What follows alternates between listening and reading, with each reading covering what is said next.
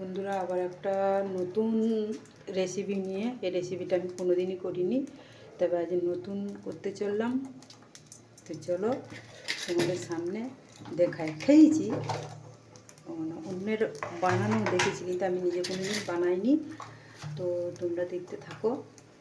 এটা শুকনো লঙ্কা আর এ দেখো পাঁচফোড়ন দিলাম, ঠিক আছে।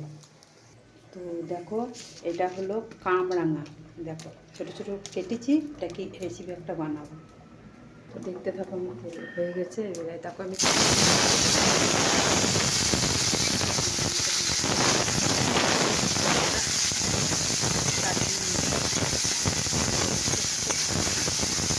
বানাচ্ছি। এটা একদম সম্পূর্ণ কিন্তু আমার কাছে নতুন রেসিপি, আমি তোমাদের সামনে তুলে দিলাম। দেখুন নুন দিলাম, সামান্য একটু হলুদ দিলাম। এবার আমি কামরাঙা যে এমন একটা খাবার হয়, এটা আমি দেখলাম, তাই আমি দেখছি আমি এটা বানাবো, বানিয়ে দেখছি কেমন লাগে। চলো একটু হোক।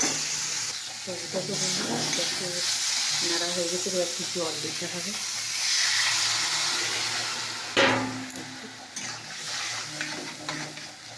একটু জল দিয়ে দিলাম। তো দেখো এখানে তেল লঙ্কা দিয়েছি, দেখো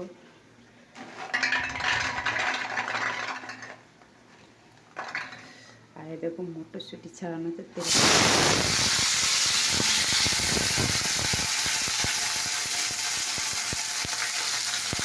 দিলাম, দিলাম।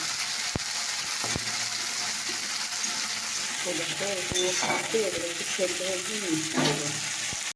তো দেখো আমি চিনিটা দিয়ে দেবো, কারণ টক তো, টক জাতীয় জিনিস।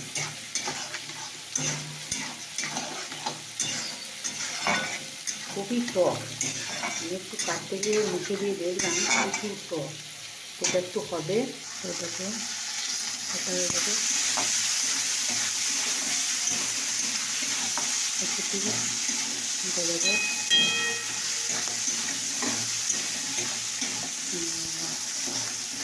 এটাকে ভাজা হচ্ছে, এটাকে মুড়ি দিয়ে খাওয়া হবে।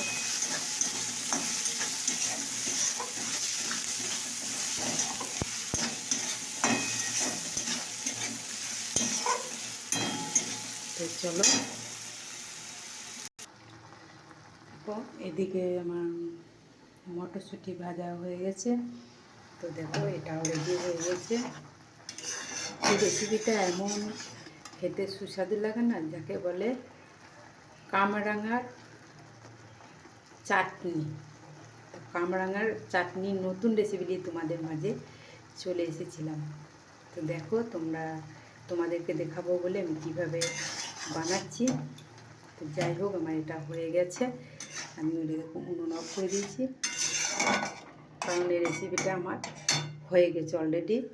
আর এখানেও আমার ভাজা হয়ে গেছে। তো তোমাদের এই রেসিপিগুলো কেমন লাগলো অবশ্যই কমেন্ট করে জানাবে। আর এইটা একটু খেলে না তোমার মনে হবে যে না আরও খাই। কেমন লাগলো অবশ্যই জানাবে।